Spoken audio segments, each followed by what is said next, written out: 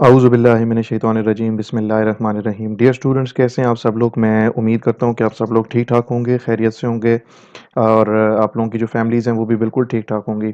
Dear students, हम लोगों ने पिछले इससे पहले जो कुछ लेक्चर्स थे 3 4-5 के करीब, उसमें हम लोगों ने जो है वो जावा की डेटाबेस कनेक्टिविटी जो थी वो स्टार्ट कर दी हुई थी और हम लोगों ने उसके अंदर ऑलरेडी देख लिया हुआ है कि डेटाबेस की जो आपके डिफरेंट ऑपरेशंस हैं, लाइक आपकी जो सेलेक्ट की क्यूरी है, इंसर्ट की क्यूरी है, डिलीट की क्यूरी है और अपडेट की जो क्यूरी है, उसको हम किस तरीके से रन कर सकते हैं फ्रॉम योर जावा एप्लीकेशन। ठीक है, आपकी जावा एप्लीकेशन है, जावा का आपका प्रोग्राम है और जावा का प्रोग्राम जो है उसके अंदर से आपकी क्यूरी जो है वो जाएगी आपके डीबीएमएस के पास। और अगर आप लोगों को याद हो तो हम लोगों ने माइक्रोसॉफ्ट एक्सेस का जो डीबीएमएस है उसको हमने यूज़ किया है to understand the different operations of JDBC.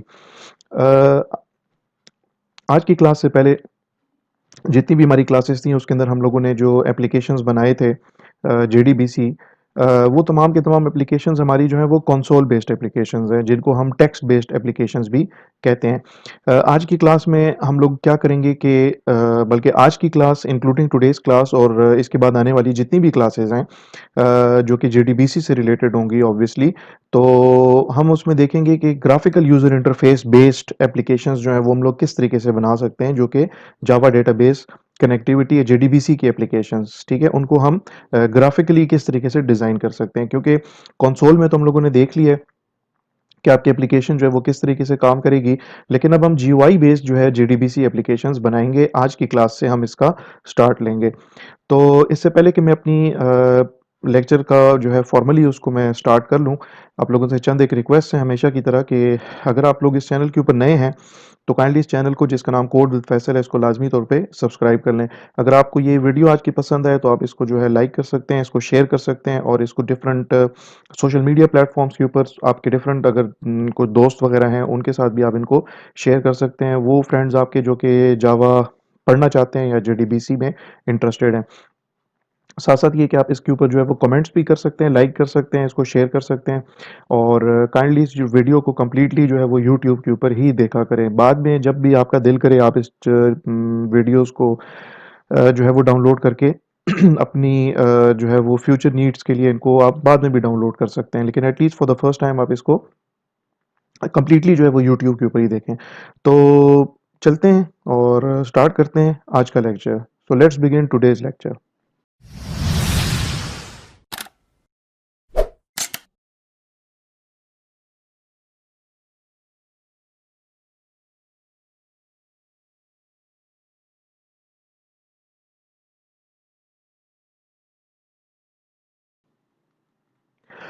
जैसे कि मैंने आपको बताया कि आज हम लोग graphical user interface based programs जो हैं वो बनाएंगे जीडीबीसी के। तो मैंने एक प्रोग्राम जो है वो ऑलरेडी बनाया हुआ है और मैं उसका कोड जो है वो आपके साथ ऑब्वियसली लाइन बाय लाइन उसको डिस्कस भी करूँगा, प्रोग्राम भी रन करके आपको दिखाऊँगा और इसका जो कोड है वो मैं कोशिश करूँगा कि इसको मैं ऑनलाइन किसी प्लेटफॉर्म के ऊपर स्टोर कर दूं और लाइक गूगल ड्राइव, और उसका जो फाइल का जो लिंक होगा जिसमें ये कोड पड़ा होगा, उस फाइल का लिंक मैं इसी पर्टिकुलर वीडियो के जो डिस्क्रिप्शन है, इसी पर्टिकुलर वीडियो का जो डिस्क्रिप्शन है, डिस्क्रिप्शन सेक्शन के अंदर आप फिर चेक कर लीजिएगा। इसमें आपको उस फाइल का लिंक मिल जाएगा, तो उसमें आपको जो है वो कोड मिल जाएगा, जो कि ये कोड मैंने इसके अंदर लिखा हुआ है। बेसिकली कोड जो है वो लिखने का मकसद तो ये था कि इसमें तकरीबन अगर मैं आपको दिखा सकूं कि मैं जिस एप्लीकेशन, जिस प्रोग्राम की बात कर रहा हूँ, तो इसके अंदर जो कोड है वो तकरीबन, if I am not wrong, exactly देख लेते हैं, तकरीबन कोई 400 440 यहाँ पे दिखाई दे रहा है। 440 जो है डिफरेंट स्टेटमेंट्स हैं या 440 जो है डिफरेंट इंस्ट्रक्शंस हैं इसके अंदर। तो ये तो ह्यूमनली पॉसिबल नहीं है कि मैं 1 घंटे के अंदर जो है ये 440 लाइंस की जो कोड है, जो प्रोग्राम है which consist of 440 line of code, तो इस प्रोग्राम को भी मैं लिख दूं और साथ साथ मैं इसको एक्सप्लेन भी कर सकूं। तो दो ही काम, दोनों में से कोई एक काम हो सकता है, या तो मैं ये कोड लिख सकता हूँ कोई घंटे के अंदर, या फिर मैं इसको सिर्फ एक्सप्लेन कर सकता हूँ। लिखना भी और फिर उसको एक्सप्लेन करना 1 घंटे में तो मेरे लिए पॉसिबल नहीं है, तो इसलिए ये कोड जो ऑलरेडी मैंने लिख दिया है जल्दी से, और हम कोशिश करेंगे कि इस लेक्चर के अंदर इस पर्टिकुलर कोड को समझने की कोशिश करेंगे। लेकिन उससे पहले इस कोड में क्या है, क्या नहीं है, ये बताता चलूँ कि ये जो जो भी आपकी जो जेडीबीसी एप्लीकेशन जो मैंने इसके अंदर लिखी है, ये डेटाबेस के साथ जो है जिस डेटाबेस के साथ ये कनेक्ट होगी, या जिस डेटाबेस के साथ इसने मुख्तलिफ जेडीबीसी के एप्लीकेशन जो जेडीबीसी के डिफरेंट जो ऑपरेशंस हैं, वो परफॉर्म करने हैं, वो डेटाबेस जो है मेरा पड़ा हुआ है ई ड्राइव के अंदर। ठीक है, और उस डेटाबेस का नाम है स्टूडेंट इंफॉर्मेशन सिस्टम। और इसके अंदर भी स्पेसिफिकली अगर मैं देखूं तो जैसे ही मैं इसको खोलता हूं, इस डेटाबेस को, इस फाइल को, तो यहाँ पे मुझे कुछ डिफरेंट टेबल्स नज़र आएंगे। मैं स्पेसिफिकली जिस टेबल में इंटरेस्टेड हूँ, या जिस टेबल के ऊपर मैं सेलेक्ट, इंसर्ट, अपडेट, डिलीट के ऑपरेशंस परफॉर्म करूँगा, वो मेरा ये स्टूडेंट का टेबल है। उस टेबल का नाम स्टूडेंट है। और स्टूडेंट टेबल को अगर मैं आपको दिखा सकूँ, तो स्टूडेंट टेबल के अंदर एक कॉलम है आईडी का कॉलम, एक कॉलम है नेम का कॉलम, एक कॉलम है एड्रेस का कॉलम। और इसके अंदर टोटल जो पड़े हुए हैं रिकॉर्ड्स, पड़े हुए हैं वो 15 रिकॉर्ड्स हैं। ये आपको 17 इसलिए दिखा रहे हैं क्योंकि इसमें से 2 रिकॉर्ड जो हैं वो मिसिंग है। लाइक अगर आप देखें तो 1 2 3 4 5 6 7 के बाद 9 है, 8 रिकॉर्ड मिसिंग है, 9 के बाद 11 है, बीच में 10वां रिकॉर्ड या वो रिकॉर्ड जिसकी आईडी 10 है वो मिसिंग है इसके अंदर। तो टोटल इसके अंदर जो नंबर ऑफ रिकॉर्ड्स हैं वो इस टाइम पे करंटली 15 रिकॉर्ड्स हैं। तो we will be playing with this particular table, और हम लोग सेलेक्ट, इंसर्ट, अपडेट, डिलीट की जो क्यूरीज हैं वो हम भिजवाएंगे, और हम इस पर्टिकुलर टेबल के ऊपर अपने जो डिफरेंट जो डेटाबेस ऑपरेशंस है वो हम इस पर्टिकुलर टेबल के ऊपर अप्लाई करेंगे। तो इस टेबल को मैं फ़िलहाल के लिए क्लोज़ कर लेता हूँ। तो चलते हैं अपने इस प्रोग्राम की तरफ। ठीक है, इससे पहले कि मैं इसका जो कोड है वो आप लोगों के साथ शेयर करूँ, या इस कोड को मैं आपके साथ एक्सप्लेन करूँ, मैं ये समझता हूँ कि सबसे पहले तो मैं इस एप्लीकेशन को रन करके आपको दिखा देता हूँ, और इसकी जो फंक्शनैलिटीज़ हैं, या इसके अंदर जो graphical user interface components use हुए हुए हैं वो आपको नज़र आ जाएंगे। और इसके अंदर जो भी फंक्शंस हैं वो सारे फंक्शंस आपको यहाँ पे मैं दिखा देता हूँ। सबसे पहले तो इसको मैं पहले रन कर लेता हूँ। जैसे ही मैं रन करता हूँ, ये देखिए मेरे पास जो है एक जे फ्रेम मेरे पास ओपन हुई है। इस जे फ्रेम में अगर आप गौर से देखें तो यहाँ पे जो लिखा है ना, student ID, student name, student address, ये तीन आपके पास जो ग्राफिकल यूजर इंटरफेस कंपोनेंट्स हैं, इनको हम कहते हैं जे लेबल्स, जो कि हम ऑलरेडी पढ़ भी चुके हैं, देख भी चुके हैं, जब हम graphical user interface based applications या जीयूआई जब हमने बनाने सीखे थे। ये तीन जो हैं आपके सामने नज़र आ रहे होंगे, ये आपकी बेसिकली तीन डिफरेंट टेक्स्ट फील्ड्स हैं। This is your text field, ये भी एक टेक्स्ट फील्ड है, ये भी एक टेक्स्ट फील्ड है। ये जो टेक्स्ट फील्ड है इसमें आपको स्टूडेंट की आईडी नज़र आ रही है, ये जो टेक्स्ट फील्ड है इसमें आपको स्टूडेंट का नेम नज़र आ रहा है, और ये जो टेक्स्ट फील्ड है इसमें आपको स्टूडेंट का एड्रेस नज़र आ रहा है। तो ये आपके तीन टेक्स्ट फील्ड्स हैं। स्टूडेंट टेबल के अंदर तीन कॉलम्स थे, मैंने आपको बताया था। एक कॉलम का नाम आईडी है, एक का नाम है नेम, एक कॉलम जो है उसका नाम है एड्रेस। तो आईडी, नेम और एड्रेस कॉलम्स के अंदर जो तीन वैल्यूज पड़ी हुई हैं, which is basically related to a single single student, तो उस एक सिंगल स्टूडेंट का जो रिकॉर्ड है वो आपको यहाँ पे डिस्प्ले हो रहा है। इसी तरीके से अगर आप यहाँ पे देखें तो आपके पास यहाँ पे 10 के करीब, बल्कि एग्जैक्टली 10 बटन्स हैं आपके पास। यहाँ पे ये आपके पास फर्स्ट का बटन है, फर्स्ट, प्रीवियस, नेक्स्ट इस पे लिखा है, इस पे लिखा है लास्ट, इस पे लिखा है एग्जिट, इस पे लिखा है इंसर्ट, इस पे लिखा है डिलीट, इस पे लिखा है अपडेट। और ये जो दो बटन्स हैं जिस पे लिखा है सेव और कैंसिल, ये दोनों बटन्स इस टाइम पे फिलहाल डिसेबल्ड हैं। ना सिर्फ ये दो बटन्स डिसेबल्ड हैं, बल्कि आपकी ये जो तीन टेक्स्ट फील्ड्स हैं, जो तीन टेक्स्ट फील्ड्स हैं, ये भी आपकी इस टाइम पे करंटली डिसेबल्ड हुई हुई हैं। ओके जी। तो अगर मैंने फ़र्ज़ करें ये मैं इस टाइम पे करंटली मैं फर्स्ट रिकॉर्ड के ऊपर हूँ। मतलब मेरा जो जब ये एप्लीकेशन मेरी जब लोड होगी, फ्रेम जब मेरी ये नज़र आना शुरू हो जाएगी मुझे, तो जैसा कि आप लोगों ने पढ़ा था जेडीबीसी एप्लीकेशंस के अंदर एक चीज़ होती है रिज़ल्ट सेट। रिज़ल्ट सेट के अंदर जो है आपकी एसक्यूएल की जो सेलेक्ट क्यूरी है, सेलेक्ट क्यूरी का जो रिज़ल्ट होता है, वो आपकी रिज़ल्ट सेट के अंदर आता है।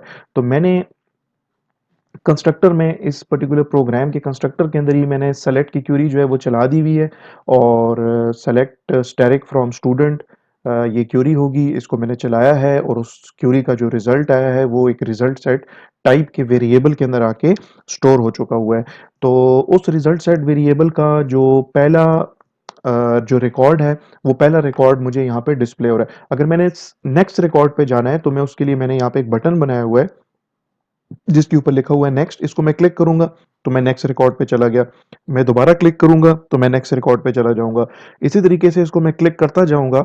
अगर आप देखें, मैंने आपको अगर आप रिकॉल कर लें तो मैंने आपको दिखाया था स्टूडेंट टेबल के अंदर जो आखिरी रिकॉर्ड है उसका आईडी नंबर जो है वो, यानी कि स्टूडेंट आईडी जो है वो 17 है। तो मैं 17 नंबर रिकॉर्ड पे चला जाता हूँ, this is my last record.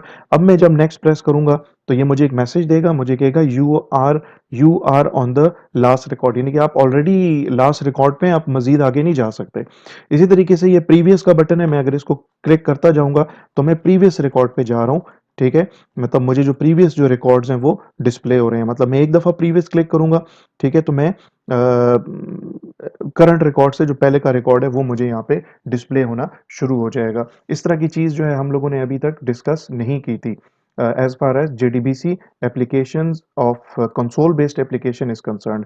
अच्छा, अब मैं पहले रिकॉर्ड पे आ चुका हूँ और मैं अगर यहाँ पे प्रीवियस का बटन अगर दोबारा क्लिक करूंगा तो ये मुझे एक एरर मैसेज टाइप या इन्फॉर्मेशन टाइप का एक मैसेज दे रहा है कि you are on the first record, कि यार आप ऑलरेडी फर्स्ट रिकॉर्ड पे हो, इससे मजीद आप पीछे नहीं जा सकते। इसी तरीके से अगर आप देखें तो मेरे पास ये एक बटन बना हुआ है जिस पे लिखा हुआ है लास्ट। लास्ट को मैं क्लिक करूंगा तो मैं डायरेक्टली जंप करूंगा ऑन द लास्ट रिकॉर्ड, वो वाला रिकॉर्ड कि जिसमें स्टूडेंट आईडी जो है वो 17 है। तो मैं इसको क्लिक कर लेता हूँ।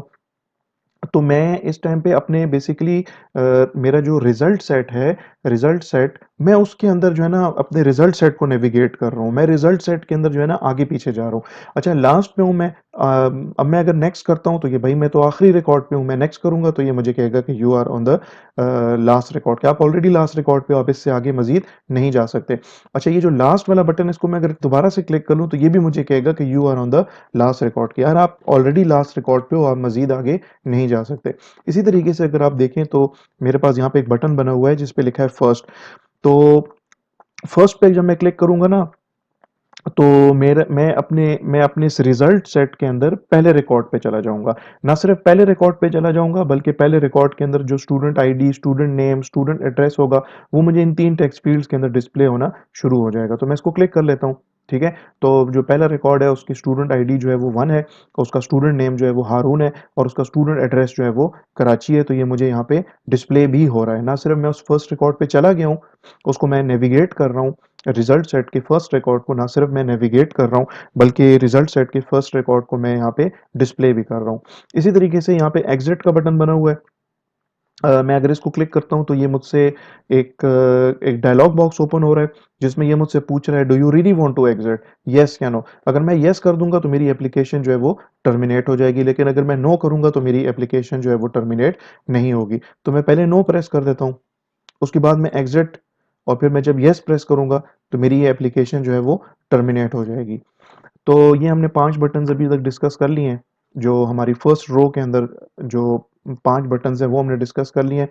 अब हम देखते हैं यहाँ पे insert, delete, update, save and cancel के बटन को। अच्छा, इंसर्ट पे मैं आपको बता दूं कि इंसर्ट का जो बटन है इसको इस पे लिखा हुआ तो मैंने इंसर्ट है, लेकिन इसको क्लिक करने से इंसर्शन नहीं होगी आपके, यानी कि इस बटन को क्लिक करने से इंसर्ट की जो क्यूरी है वो नहीं चलेगी, नंबर वन। नंबर टू, जो अपडेट का बटन है इसको क्लिक करने से आपकी अपडेट की क्यूरी नहीं चलेगी। ठीक है, क्या होगा इसके पीछे जो कोड लिखा हुआ है वो कोड ऑब्वियसली मैं डिस्कस करूंगा, लेकिन आपको जस्ट बताता चलूं कि यार जैसे ही मैं इंसर्ट के बटन को क्लिक करूंगा ना तो आप देखना क्या क्या चेंजेस हो रही होंगी यहाँ पे। मैं इंसर्ट के बटन को क्लिक करता हूँ। ठीक है, जैसे ही मैंने इंसर्ट के बटन को क्लिक किया तो क्या हुआ, मेरी ये जो 3 टेक्स्ट फील्ड्स थी जो कि डिसेबल्ड हुई थी ना पहले, तो ये 3 टेक्स्ट फील्ड्स मेरी जो है वो इनेबल्ड हो गई हैं। ना सिर्फ मेरी ये 3 टेक्स्ट फील्ड्स इनेबल हुई हैं बल्कि मेरा जो कर्सर है ना वो पहली टेक्स्ट फील्ड के अंदर ब्लिंक कर रहा है, नंबर 2। नंबर 3, मेरी जो तीनों टेक्स्ट फील्ड्स के अंदर जो टेक्स्ट लिखा हुआ था, जो इसके अंदर लिखा हुआ था student ID, student name, student address, वो तीनों की तीनों जो है ना वो एम्प्टी हो गई हैं। ठीक है, और चौथा काम ये हुआ कि मेरे ये जो बटन्स थे ना, ये first, previous, next, last, exit, insert, delete, update, ये 8 बटन्स जो थे ये पहले इनेबल्ड थे, अब ये डिसेबल्ड हो गए हैं और ये डिसेबल ही होने चाहिए। इसलिए कि मैं अगर कोई इंसर्शन कर रहा हूं, लेट सपोज मैंने इंसर्ट का बटन क्लिक किया है तो I want to make some insertion. तो मैं अगर इंसर्शन कर रहा हूं तो इंसर्शन के दौरान तो मैं अपने नेक्स्ट, प्रीवियस या फर्स्ट रिकॉर्ड या लास्ट रिकॉर्ड पे या एग्जिट तो मैं नहीं करूंगा अपनी इस एप्लीकेशन को। तो इसलिए मैंने इन बटन्स को क्या कर दिया, डिसेबल कर दिया। तो अब क्या होता है कि यहाँ पे अब जो है मैं अगर हाँ, दूसरी चीज़ आखिरी काम ये हुआ कि आपका सेव का बटन और कैंसल का बटन ये इनिशियली क्या थे, डिसेबल्ड थे। अब ये 2 बटन जो है ना ये आपके इनेबल हो गए। कैंसल करूँगा तो कैंसल से ये होगा ऑब्वियसली कि आपके ये जो सारे के सारे ये जो 8 बटन्स हैं, ये 8 बटन्स आपके जो है ना दोबारा से इनेबल हो जाएँगे। आपकी जो 3 टेक्स्ट फील्ड्स हैं ये डिसेबल्ड हो जाएँगी और आपको आपका जो पहला रिकॉर्ड है वो नज़र आना शुरू हो जाएगा। तो इसको मैं कैंसल प्रेस कर देता हूँ। ठीक है, आपकी तीनों टेक्स्ट फील्ड डिसेबल हो गई, पहला रिकॉर्ड आपको नज़र आ रहा है यहाँ पे और आपकी ये कैंसल और सेव का बटन जो है ये भी डिसेबल्ड हो गए और आपके ये जो 8 बटन जो डिसेबल हुए हुए थे इंसर्ट के बटन को क्लिक करने से आपके ये 8 बटन्स जो हैं ये दोबारा से इनेबल हो गए हैं, ठीक है? दोबारा प्रेस करते हैं इंसर्ट के बटन को और यहाँ पे मैं सेव प्रेस करूँगा। तो मैं जब यहाँ पे सेव प्रेस करूँगा, तो ये मुझे एक एरर मैसेज देगा, मुझे कहेगा enter data in all fields. Okay कर देते हैं, ठीक है जी। यहाँ पे स्टूडेंट आईडी दे देते हैं। लेट्स सपोज स्टूडेंट आईडी आखिरी जो थी वो 17 थी, तो मैं नेक्स्ट आईडी जो है वो 18 दे देता हूँ और इसको मैं सेव करूंगा तो मुझे कहेगा enter data in all fields के यार जब तक तीनों फील्ड्स में आप डेटा नहीं डालोगे ना ये इंसर्ट की क्यूरी नहीं चलाएगा। ठीक है, इसको मैं लिख देता हूँ यहाँ पे स्टूडेंट नेम लिख देता हूँ। लेट्स सपोज स्टूडेंट नेम में मैं लिख देता हूँ बिलाल और स्टूडेंट एड्रेस जो है उसके अंदर मैं लिख देता हूँ लेट्स सपोज लाहौर और यहाँ पे मैं सेव का बटन है इसको मैं क्लिक करूंगा तो क्या होगा कि जब मेरी जब इंसर्ट की क्यूरी जब चल जाएगी तो मुझे एक मैसेज मिलेगा कि रिकॉर्ड इंसर्टेड सक्सेसफुली और यहाँ पे ओके का बटन मैं प्रेस करूंगा। जैसे ही ओके का बटन मैं प्रेस करूंगा मेरे ये सारे के सारे जो मेरे ये जो रिकॉर्ड जो बटन्स थे सॉरी ये नॉट रिकॉर्ड्स बट ये जो बटन्स है मेरे 8 बटन्स जो कि डिसेबल हो गए थे जब मैंने इंसर्ट का बटन क्लिक किया था तो ये बटन मेरे सारे दोबारा से इनेबल हो गए हैं और ये जो 2 बटन्स हैं सेव और कैंसिल के बटन्स ये दोनों बटन्स मेरे क्या हो गए हैं ये दोबारा से डिसेबल हो गए हैं। ना सिर्फ ये बल्कि मेरी ये जो तीन टेक्स्ट फील्ड्स हैं मेरी ये 3 टेक्स्ट फील्ड्स भी दोबारा से डिसेबल्ड हो गई हैं। मैंने आखिरी रिकॉर्ड जो इंसर्ट किया था वो था स्टूडेंट आईडी थी उसकी 18 स्टूडेंट नेम था उसका बिलाल और स्टूडेंट एड्रेस था उसका लाहौर। तो चलते हैं देखते हैं लास्ट को क्लिक करते हैं देखते हैं आखिर में ये रिकॉर्ड अगर आप देखें तो आपका ये आखिरी रिकॉर्ड जो है यहाँ पे आपको दोबारा यहाँ पे आपके सामने आपको नजर आ रहा है विच बेसिकली वेरीफाइज कि आपका जो रिकॉर्ड है ना वो सक्सेसफुली इंसर्ट हो चुका है। ना सिर्फ यहाँ पे बल्कि मैं अगर आपको यहाँ पे डेटाबेस के अंदर भी अगर दिखा सकूं, ठीक है, ये स्टूडेंट का टेबल है। इसमें अगर आप देखें तो ये 18 नंबर रिकॉर्ड है, बिलाल इसका नाम है और एड्रेस में लाहौर पड़ा हुआ है। ये यहाँ पे सक्सेसफुली जो है इंसर्ट हो चुका है। ओके जी, इसके बाद जो है आपका ये डिलीट का बटन है। तो मिसाल के तौर पे आप किसी भी रिकॉर्ड पे हैं, लेट्स सपोज आप ये 11 नंबर रिकॉर्ड पे हैं फॉर एग्जांपल, ठीक है, आप डिलीट का बटन प्रेस करोगे तो ये आपसे पहले पूछेगा do you really want to delete. तो ये वाला रिकॉर्ड डिलीट करेगा 11वां जिसकी स्टूडेंट आईडी 11 है, जिसके स्टूडेंट नेम में नोमान पड़ा हुआ है, जिसका स्टूडेंट एड्रेस जो है वो कराची है। मैं नो प्रेस कर देता हूँ, ठीक है, तो नहीं डिलीट करेगा। लेकिन जब मैं डिलीट करके जब मैं यस प्रेस करूंगा तो ये मेरा 11वां रिकॉर्ड जो है डिलीट कर देगा और डिलीट करने के बाद ये मुझे मैसेज देगा रिकॉर्ड डिलीटेड सक्सेसफुली का। मैं ओके प्रेस करूंगा तो ये मुझे दोबारा से पहले रिकॉर्ड के ऊपर लेके चला जाएगा। अच्छा, जो रिकॉर्ड मैंने डिलीट किया था वो 11th नंबर था, ठीक है, अगर आप देखें तो 9th नंबर रिकॉर्ड है। मैं नेक्स्ट रिकॉर्ड पे जाता हूं तो मुझे 12वां रिकॉर्ड ये दिखा रहा है, ठीक है। और अगर मैं आपको ये टेबल मुझे ऑब्वियसली क्लोज करना पड़ेगा इवन के पूरी फाइल मैं अपने ई ड्राइव में चला जाता हूँ स्टूडेंट इंफॉर्मेशन सिस्टम और यहाँ पे अगर मैं स्टूडेंट का टेबल ओपन करके आपको दिखा दूं तो ये नवा रिकॉर्ड है। इसके बाद जो है ना 12वां रिकॉर्ड है, बीच में 10वां तो ऑलरेडी नहीं था पहले से और 11वां जो था वो मैंने अभी अभी डिलीट किया है। तो इस तरीके से ये आपका जो डिलीट का जो बटन है वो इस तरीके से क्या कर रहा है आपके टेबल्स में से रिकॉर्ड्स को डिलीट कर रहा है। ओके जनाब, तो इसके बाद आपका जी अपडेट का बटन है, ठीक है। अपडेट को आप क्लिक करते हो तो देखो क्या हो रहा है। मैं जैसे ही अपडेट को क्लिक करता हूँ तो आपकी ये 8 बटन्स जो हैं ये डिसेबल्ड हो गए बिकॉज मैं नहीं चाहता कि अपडेशन के दौरान पे आप जो है ना लास्ट रिकॉर्ड पे या नेक्स्ट रिकॉर्ड पे जाएं या प्रीवियस रिकॉर्ड को नेविगेट करें या फर्स्ट रिकॉर्ड को नेविगेट करें या ड्यूरिंग अपडेशन मैं नहीं चाहता कि इंसर्शन आप करना स्टार्ट कर दो या डिलीशन आप करना स्टार्ट कर दो, ठीक है। तो अब इसमें ना आपके ये 8 बटन्स जो हैं ये तो डिसेबल हो गए और ये 2 बटन्स जो हैं ये आपके इनेबल हो गए। भाई गलती से अगर आपसे लेट सपोज अगर अपडेट का बटन क्लिक हुआ था तो आपके पास ये कैंसिल का बटन है, आप इसको इसको इसको प्रेस कर दो तो आप दोबारा से उसी स्टेज के ऊपर आ जाओगे जिस स्टेज के ऊपर आप अपडेट का बटन क्लिक करने से पहले थे। यानी कि आपके ये सारे के सारे बटन जो हैं वो इनेबल हो गए। ये 3 टेक्स्ट फ़ील्ड्स आपकी जो थी वो डिसेबल थी पहले भी और अब भी डिसेबल है। तो अपडेट के बटन को क्लिक करते हैं, 12वां नंबर रिकॉर्ड है, इसको आप अपडेट कर रहे हो, तो स्टूडेंट आईडी जो है वो इसकी 12 है, स्टूडेंट नेम इसका हसन है, मैं इसका नाम चेंज करके तैमूर कर देता हूँ और इसका एड्रेस जो है वो मैं चेंज करके पेशावर कर देता हूँ, ठीक है? और मैं क्या करूँगा, ऑब्वियसली मुझे अगर अपडेशन करनी है तो मैं सेव का बटन क्लिक करूँगा। अगर आप नोट करें तो इंसर्शन के लिए भी हमने सेव का बटन यूज़ किया है और अपडेशन के लिए भी हमने सेव का बटन यूज़ किया है। तो बेसिकली सेव का बटन जो है वो 2 किस्म की क्यूरीज़ चला रहा है। सेव का बटन जो है वो इंसर्ट की क्यूरी भी चलाएगा। अगर आपने इंसर्ट का बटन क्लिक किया हो सेव का बटन क्लिक करने से पहले तो इंसर्ट की क्यूरी चलेगी, और अगर आपने सेव का बटन क्लिक करने से पहले अगर आपने अपडेट का बटन अगर क्लिक किया था, जो कि इस केस में मैंने ऑब्वियसली अपडेट का बटन क्लिक किया था, तो अब जब मैं सेव का बटन क्लिक करूंगा ना तो इंसर्ट की क्यूरी नहीं चलेगी बल्कि अपडेट की क्यूरी चलेगी, ठीक है? तो इसको मैं कर देता हूँ, सेव कर देता हूँ, ठीक है? ये मुझे कह रहा है रिकॉर्ड अपडेटेड सक्सेसफुली और ये मुझे फर्स्ट रिकॉर्ड पे लेके जा रहा है। ये मुझे क्यों फर्स्ट रिकॉर्ड पे लेके जा रहा है, इसके पीछे क्या लॉजिक है, ये हम आगे चल के डिस्कस करेंगे। लेकिन पहले चलते हैं जरा 12वें रिकॉर्ड पे, ठीक है? ये आपका 12वां रिकॉर्ड है। इसमें पहले कुछ और वैल्यूज थी, अब इसके अंदर वैल्यू आ गई है तैमूर और पेशावर। इसी तरीके से अगर मैं आपको टेबल ओपन करके दिखाऊं तो पुरानी वैल्यूज जो थी ना इसके अंदर थी हसन और कराची, लेकिन अब इसके अंदर वैल्यू आ गई है तैमूर और पेशावर, जो कि यहाँ पे फिलहाल रिफ्लेक्ट इसलिए नहीं हो रही क्योंकि मुझे इस डेटाबेस फाइल को क्लोज करना है, और इस डेटाबेस फाइल को मैं जाके इस लोकेशन पे दोबारा जाके इसको ओपन करता हूँ, ठीक है? और इस टेबल को ओपन करूंगा तो अब आप देख लें ये 12वां नंबर रिकॉर्ड है, तैमूर पेशावर, मैंने इसकी वैल्यूज अपडेट कर दी हैं, ठीक है? तो इस तरीके से आपका ये अपडेट का बटन जो है वो काम करेगा। फिर ये कि जहाँ तक इस जीयूआई का ताल्लुक है तो इसमें किया कुछ इस तरीके से है कि मैंने 2 जे पैनल्स लिए हुए हैं। जो मेरा जो पहला जे पैनल है उसके अंदर आपकी ये 3 जे लेबल्स और 3 टेक्स्ट फील्ड्स पड़ी हुई हैं, और जो दूसरा जे पैनल है उसके अंदर खाली ये बटन्स पड़े हुए हैं। जो पहला जे पैनल है जो पहला जे पैनल है उसकी उसका जो लेआउट है वो ग्रिड लेआउट है, यानी कि उसके अंदर 1 2 3 तीन उसके अंदर रोज हैं, 1 2 2 इसके अंदर कॉलम्स हैं।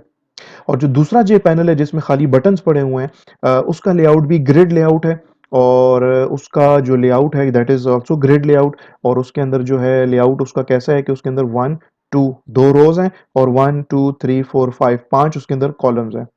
फिर उसके बाद क्या किया कि जो पहला जो जे पैनल है जिसके अंदर जिसका लेआउट जो है वो ग्रिड लेआउट है और जिसके अंदर नंबर ऑफ रोज 3 है, नंबर ऑफ कॉलम्स 2 हैं, उसके अंदर मैंने बारी बारी क्या ऐड किया, मैंने पहले ये इस जे लेबल को ऐड किया, फिर इस टेक्स्ट फील्ड को, फिर इस जे लेबल को, इस टेक्स्ट फील्ड को, फिर इस जे लेबल को, इस टेक्स्ट फील्ड को, और उसके बाद इस जे पैनल के अंदर मैंने ये 10 बटन जो है वो ऐड किए हैं। पहले ये फर्स्ट वाला बटन, फिर प्रीवियस वाला, फिर नेक्स्ट वाला, फिर लास्ट वाला, फिर एग्जिट वाला, फिर इंसर्ट वाला, delete update save and cancel वाला, और उसके बाद मैंने क्या किया कि इस वाले जे पैनल को मैंने अपनी फ्रेम के नॉर्थ रीजन में ऐड कर दिया, और इस वाले जे पैनल को मैंने जिसमें बटन्स पड़े हुए हैं इस जे पैनल को मैंने अपनी जे फ्रेम के साउथ रीजन के अंदर ऐड कर दिया। ठीक है जी।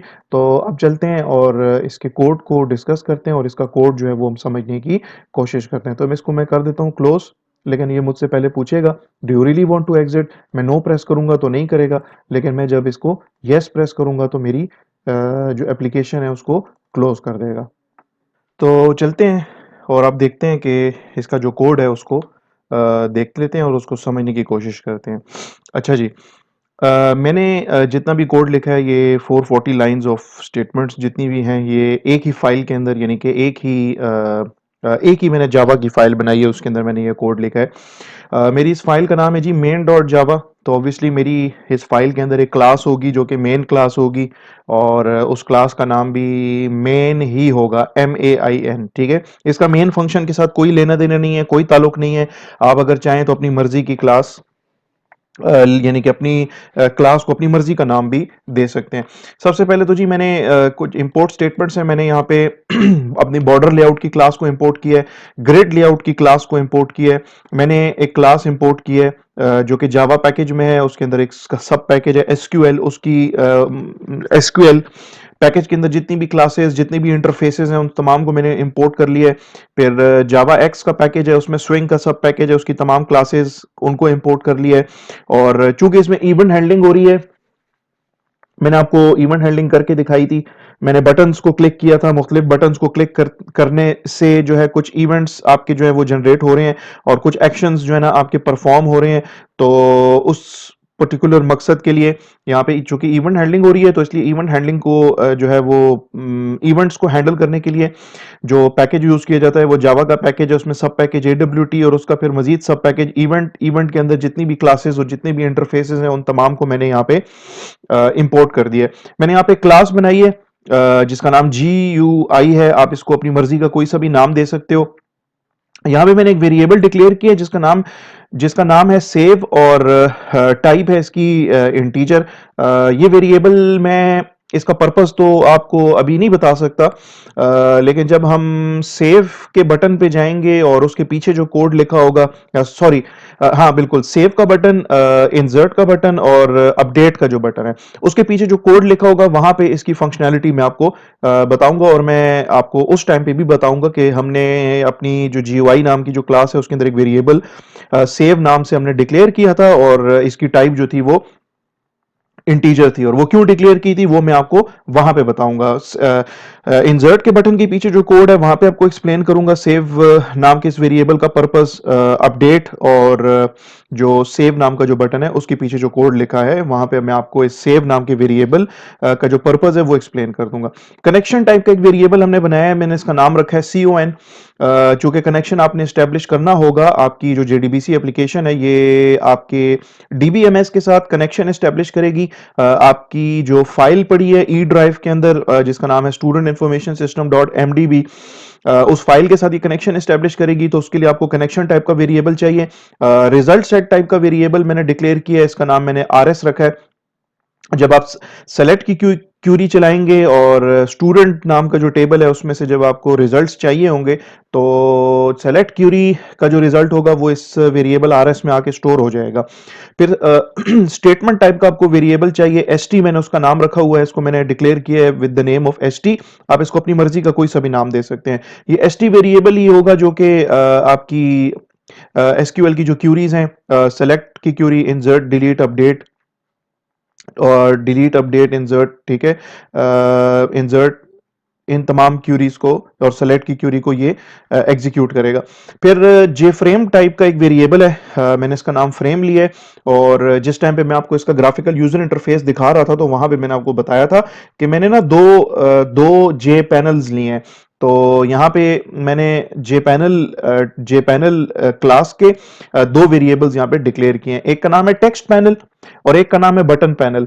ये जो टेक्स्ट पैनल है इसके अंदर मेरे पास जो है ना मेरे जो 3 टेक्स्ट फील्ड्स हैं और मेरी 3 जो जे लेबल्स हैं वो इस टेक्स्ट पैनल के अंदर पड़ी होंगी। और मेरे जो 10 बटन्स हैं वो इस बटन पैनल यानी कि इस जे पैनल के अंदर मैं उनको ऐड करूंगा।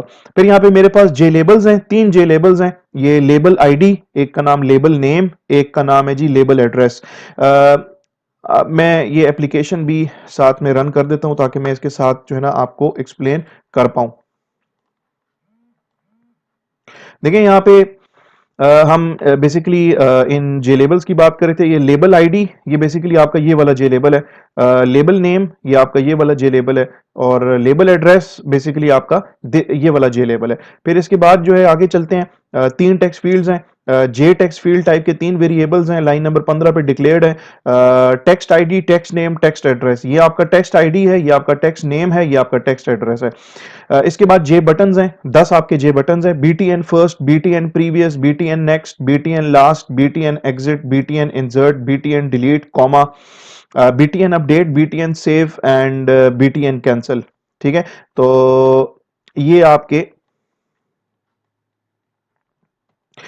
सारे बटन्स हैं। ठीक है, this is your BTN first, ये BTN प्रीवियस है, BTN next, BTN last, BTN exit, ये आपका BTN इंसर्ट है, ये आपका बटन जो है BTN डिलीट है, ये BTN अपडेट है, ये BTN सेव और ये BTN कैंसिल का बटन है। ठीक है, तो इसको मैं कर देता हूं मिनिमाइज। उसके बाद मैंने क्या किया, कि जो GUI की जो क्लास है मैंने इसके अंदर एक मेथड जो है वो डिफाइन किया है जो कि पब्लिक होगा, रिटर्न टाइप इसकी कुछ नहीं है, वॉइड है। मेथड का नाम है init, it is basically being used to initialize these variables, ठीक है, या जो आपके ग्राफिकल यूजर इंटरफेस कंपोनेंट्स के जो वेरिएबल्स हैं इनको इनिशियलाइज करने के लिए मैंने ये वेरिएबल सॉरी ये मेथड मैंने जो है यहाँ पे डिफाइन किया है। तो इसमें सबसे पहले तो मैं कह रहा हूँ यार फ्रेम को इनिशियलाइज करो, frame is equal to new J frame, और फ्रेम का टाइटल जो है वो मैंने दिया है स्टूडेंट डेटाबेस। तो देखें ये फ्रेम का टाइटल है स्टूडेंट डेटाबेस। आगे चलते हैं, अपने ही जो आपकी दो जो पैनल्स हैं, जो आपके जे पैनल्स हैं जो कि आपने डिक्लेयर किए हैं लाइन नंबर 13 के ऊपर, J panel, text panel and button panel, उनको इनिशियलाइज कर लें। Text panel is equal to new J panel, button panel is equal to new J panel, और उसके बाद ये आपकी जो तीन आपके जो जे लेबल्स हैं, ठीक है, तीन जो आपके जे लेबल्स हैं ये वाले जिसमें लिखा है student ID, student name, student address, मैं इनको इनिशियलाइज कर रहा हूं। Label ID is equal to new J label, और मैं चाहता हूं कि यार इसमें ना टेक्स्ट लिखा हुआ है स्टूडेंट आईडी। दूसरा है label name is equal to new J label, और इसमें मैं कहता हूं कि टेक्स्ट लिखा हुआ है student name. Label address is equal to new J label, और मैं चाहता हूं कि इसमें लिखा हुआ है स्टूडेंट एड्रेस। तो इस तरीके से आपके ये तीन जे लेबल्स जो हैं ये ना सिर्फ डिक्लेयर तो ऑलरेडी हुए हुए थे, ये अब यहाँ पे इनिशियलाइज भी हो जाएंगे। इसके बाद आपकी तीन टेक्स्ट फील्ड्स हैं, text ID, text name and text address. मैंने इनको यहाँ पे इनको इनिशियलाइज किया है। मैंने लिखा text ID is equal to new J text field 10 इसका साइज दिया, text name is equal to new J text field 10, text address is equal to new J text field 10। तो ये आपकी तीन टेक्स्ट फील्ड्स हैं, ये आपका टेक्स्ट आईडी है, this is your text name, this is your text address. इसके बाद जो है आपके जो 10 आपके बटन्स हैं उनको इनिशियलाइज किया है। BTN first is equal to new J button, मैं कहता हूं यार इस बटन पे फर्स्ट लिखा हो। BTN previous is equal to new J button, मैं चाहता हूं इस पे लिखा हो प्रीवियस, तो इसलिए मैंने ये प्रीवियस एज अ स्ट्रिंग इसके कंस्ट्रक्टर के अंदर पास कर दिया है। BTN next is equal to new J button next, BTN last is equal to new J button last, and इसी तरीके से आपके जितने भी बटन्स हैं वो सारे के सारे एक एक करके इनिशियलाइज हो जाएंगे, और उनके ऊपर जो उनका जो कैप्शन है, उनका जो टेक्स्ट है, वो उसके ऊपर लिखा हुआ आ जाएगा। अब चलते हैं, इसके बाद क्या करेंगे कि अपने इस ग्राफिकल यूजर इंटरफेस को अब हम डिजाइन करेंगे। अपना ये जो जे फ्रेम है इसके ऊपर अपने कंपोनेंट्स जो है वो ऐड करेंगे।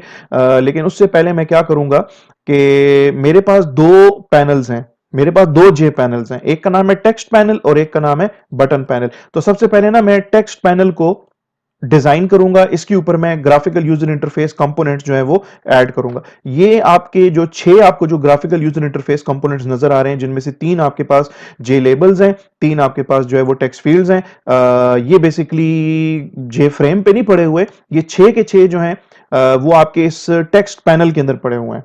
ठीक है, ये छह के छह कंपोनेंट जो हैं वो आपके इस टेक्स्ट पैनल के अंदर पड़े हुए हैं। और इस टेक्स्ट पैनल के अंदर ये जो छह कंपोनेंट्स हैं ये ग्रिड की शक्ल में है। और ग्रिड किस तरह का ग्रिड है, उसमें जी 1 2 3 तीन रोज हैं और 1 2 दो कॉलम्स हैं।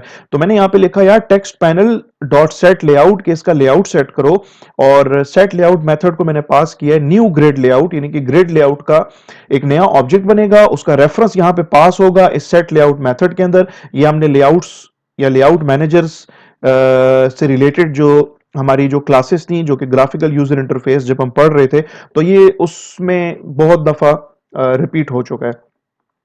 और ग्रिड लेआउट के कंस्ट्रक्टर को मैंने कहा यार 3,2 कि मतलब मेरा जो ग्रिड होगा, मेरा जो टेबल लाइक स्ट्रक्चर होगा, मेरा जो टेक्स्ट पैनल है वो ग्रिड की शक्ल में उसको बनाओ, और उसमें तीन रोज और दो कॉलम्स रखो, और इसमें ना हॉरिजॉन्टल गैप जो है वो 25 पिक्सल्स का रख दो, और वर्टिकल गैप जो है वो 30 पिक्सल्स का रख दो। तो यहाँ पे ये जो वन और ये जो आपको नजर आ रहा है, ये स्टूडेंट आईडी और नेम, इसके बीच में जो गैप है वो 30 पिक्सल्स का है, और यहाँ पे स्टूडेंट आईडी और ये जो आपकी जो टेक्स्ट फील्ड है इसके बीच में जो गैप है वो बेसिकली 25 पिक्सल्स का है। लेकिन वो गैप आपको ज्यादा इसलिए नजर आ रहा है क्योंकि ये गैप जो है आपको, अगर लेट सपोज यहाँ पे मैं मिसाल देता हूं आपको कि अगर आप मेरे पास यहाँ पे आपके पास जो है वो जे लेबल है, यहाँ पे आपके पास एक टेक्स्ट फील्ड है, अगर मेरे पास इधर भी बटन होता इधर भी बटन होता, तो ये गैप रियलिस्टिकली स्पीकिंग ये गैप 25 पिक्सल्स का आपको क्लियरली नजर आ रहा होता। लेकिन बेसिकली यहाँ पे आपके पास टेक्स्ट फील्ड है और टेक्स्ट फील्ड के साथ आपके पास यहाँ पे एक जे लेबल है, तो ये गैप जो है आपको उस तरीके से रिफ्लेक्ट नहीं हो रहा, यानी कि 25 पिक्सल्स का गैप उस तरीके से रिफ्लेक्ट नहीं हो रहा जिस तरीके से दो बटन या आपकी अगर यहाँ पे टेक्स्ट फील्ड होती है, टेक्स्ट फील्ड के साथ यहाँ पे कोई बटन होता तो फिर उस तरीके से आपको ये 25 पिक्सल्स का गैप जो है रियलिस्टिकली आपको नजर आ रहा होता, लेकिन अभी नजर नहीं आ रहा because of this particular graphical user interface component जो कि आपका जे लेबल है। इसकी वजह से ये गैप आपको जो है वो ज्यादा नजर आ रहा है, हालांकि गैप इसके बीच में 25 पिक्सल्स का है। ठीक है, तो यहाँ पे फिर मैं क्या करूंगा कि मैंने अपने पैनल का लेआउट तो सेट कर दिया। अब मैं क्या करूंगा, मैं इस पैनल के अंदर एक एक करके अपना graphical user interface component add करूंगा। सबसे पहले मैं लिखूंगा टेक्स्ट पैनल, अपने पैनल का नाम, उसका ऐड मेथड है, और लेबल आईडी। लेबल आईडी आपकी बेसिकली ये जे लेबल है। मैं कहता हूं यार इसको पहले ऐड करो और फिर इसके बाद ऐड करो टेक्स्ट आईडी को। ये टेक्स्ट आईडी आपका ये वाला टेक्स्ट फील्ड है, तो पहले ये लेबल ऐड होगा, फिर ये टेक्स्ट आईडी, ये जो टेक्स्ट फील्ड है ये ऐड होगी। उसके बाद मैं कहता हूं यार ऐड करो लेबल नेम को, तो ये आपका लेबल नेम है, ये ऐड हो जाएगा।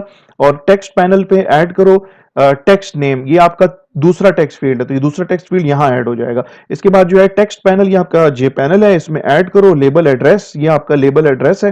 ठीक है, और इसके साथ ऐड करो टेक्स्ट पैनल में ऐड करो टेक्स्ट एड्रेस, तो टेक्स्ट एड्रेस आपकी ये वाली टेक्स्ट फील्ड है। तो आप जब ये आपके 6 कंपोनेंट जब इसमें ऐड हो जाएंगे तो आपका जो ये जो टेक्स्ट पैनल है या ये वाला जो जे पैनल है ये आपका तैयार हो जाएगा।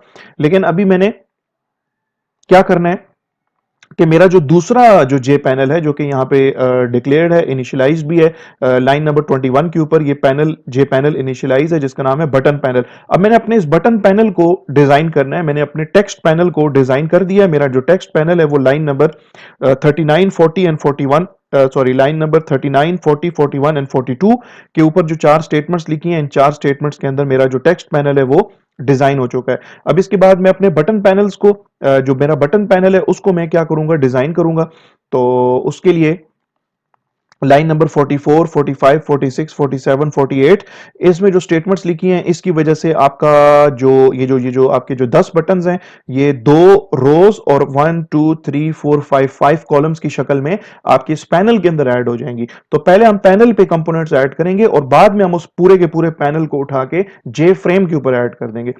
तो मैं कहता हूं यार मेरा जो बटन पैनल है ना उसका लेआउट सेट करो। क्या लेआउट होना चाहिए, न्यू ग्रिड लेआउट, और उसमें ना 2 रोज होनी चाहिए, 5 कॉलम्स होने चाहिए, 2 रोज 5 कॉलम्स।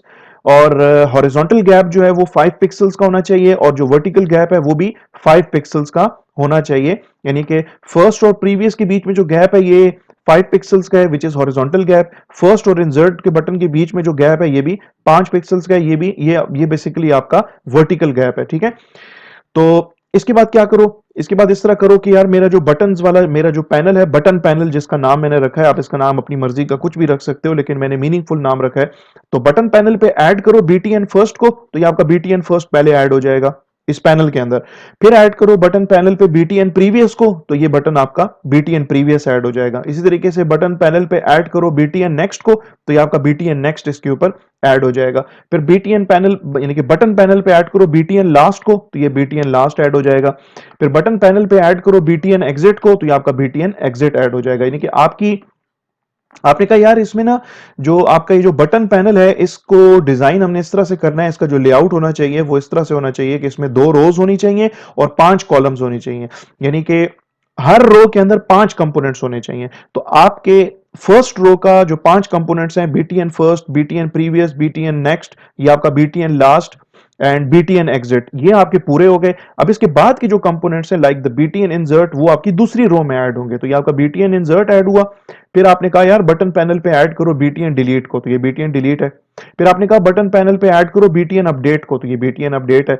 बटन पैनल पे ऐड करो बीटीएन सेव को, तो ये आपका बीटीएन सेव है। बटन पैनल पे ऐड करो बीटीएन कैंसिल को, तो ये आपका बीटीएन कैंसिल इसके ऊपर ऐड हो जाएगा। इसके बाद जो है मैं कहता हूं कि यार फ्रेम पे ऐड करो, फ्रेम पे ऐड करो, frame dot add text panel को ऐड करो। ये टेक्स्ट पैनल कौन सा पैनल है, ये पैनल आपका ये वाला पैनल है जो कि लाइन नंबर 39, 40, 41, 42 के ऊपर हमने इसको डिजाइन किया था। इसके अंदर आपका ये 3 जे लेबल्स हैं और 3 आपकी टेक्स्ट फील्ड्स हैं, ये पड़ी हुई हैं टेक्स्ट पैनल के अंदर। तो आपने कहा यार फ्रेम पे ऐड करो टेक्स्ट पैनल को, और किधर ऐड करना है, कॉमा लगा के आपने लिखा बॉर्डर लेआउट डॉट नॉर्थ, के नॉर्थ रीजन में ना इस पैनल को ऐड करो।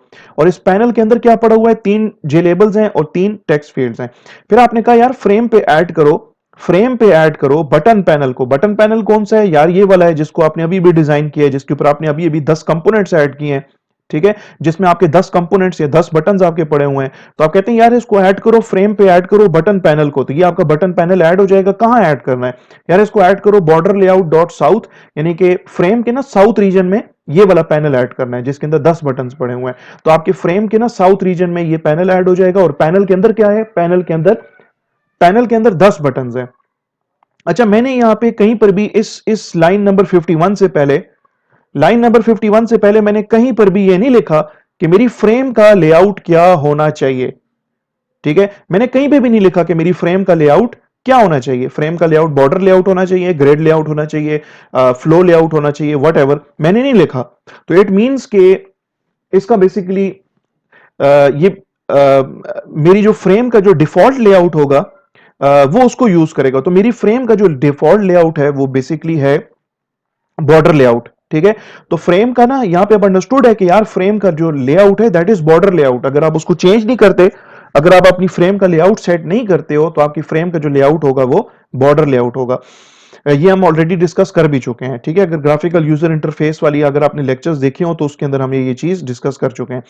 तो मैं यहाँ पे फ्रेम पे मैंने ये अपने टेक्स्ट पैनल को ऐड किया, और मेरे टेक्स्ट पैनल में क्या पड़ा हुआ है? ये सारे कंपोनेंट्स मैंने अपनी फ्रेम पे ऐड किया, बटन वाला पैनल, और मेरे बटन पैनल पे क्या पड़ा हुआ है? ये 10 के 10 जो बटन्स हैं ये पड़े हुए हैं। इसके बाद मैं कहता हूं कि यार मेरी फ्रेम की विजिबिलिटी को ट्रू कर दो, मेरी फ्रेम के सेट रिसाइजेबल को फॉल्स कर दो। वो इसलिए क्योंकि मैं नहीं चाहता कि मेरी जो फ्रेम है ना वो रिसाइजेबल हो, मैक्सिमाइज भी नहीं करना चाहता। ठीक है, इस तरीके से मैं इसको ड्रैग भी नहीं करना चाह रहा, यानी कि मैं नहीं चाहता कि मेरी जो फ्रेम है उसके एज पे अगर मैं अपने माउस के कर्सर को लेके आऊं तो मैं उसको उसको रिसाइज कर सकूं, मैं नहीं चाहता। तो इसलिए मैंने इसका रिसाइजेबल फॉल्स कर दिया। फिर फ्रेम का एक मुनासिब सा साइज रख दिया। मैंने कहा यार फ्रेम का ना set size, frame dot set size इसका मेथड है, और मैंने कहा यार इसकी जो विड्थ है वो 600 पिक्सल्स हो, और इसकी जो हाइट है वो 400 पिक्सल्स हो। फिर मैंने कहा यार फ्रेम का जो सेट डिफॉल्ट क्लोज ऑपरेशन है वो सेट कर दो J frame dot exit underscore on underscore close, कि मैं जब भी फ्रेम के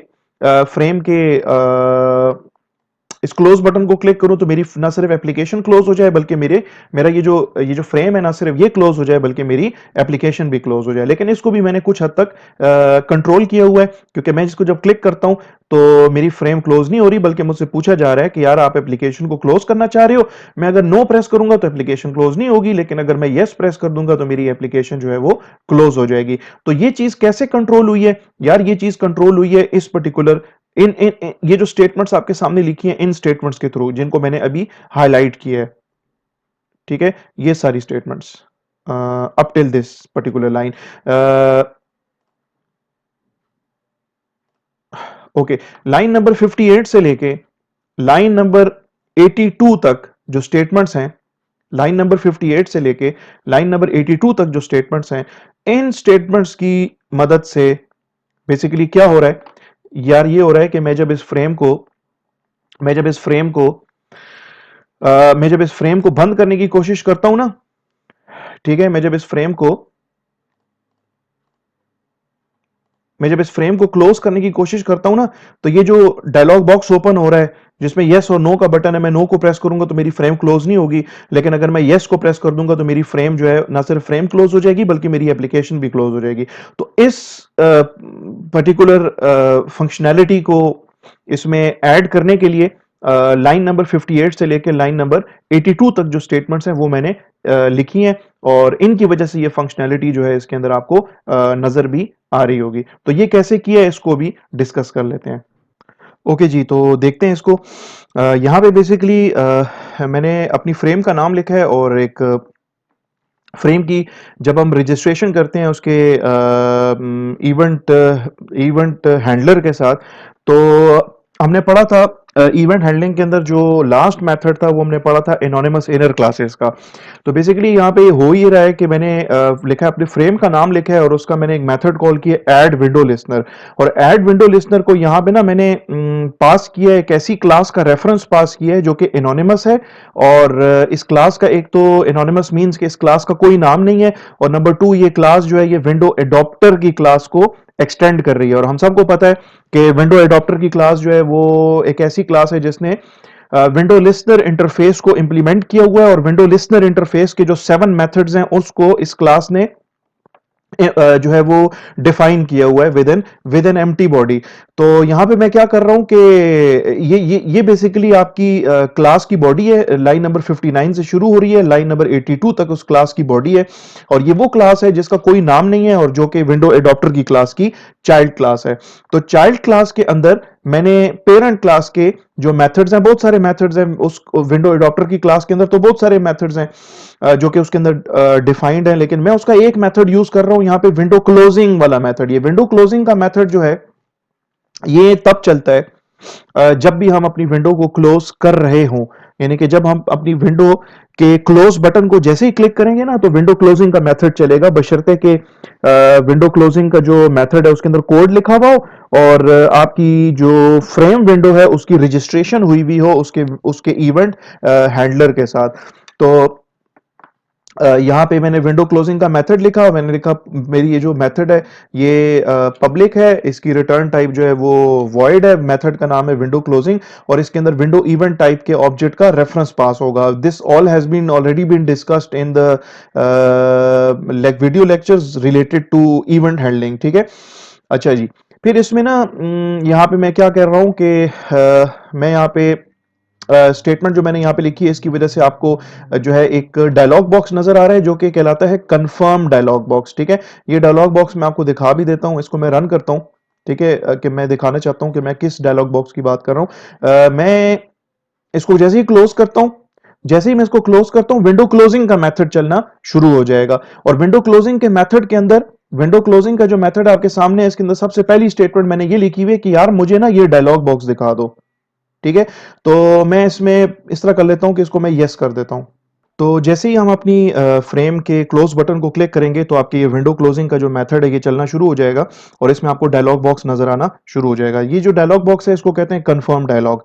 ये कैसे नजर आता है जी, इसके लिए मैंने यहाँ पे जे ऑप्शन पैन की क्लास है इसको यूज किया है और इसका मैंने मेथड कॉल किया है, इसका नाम है शो कंफर्म डायलॉग।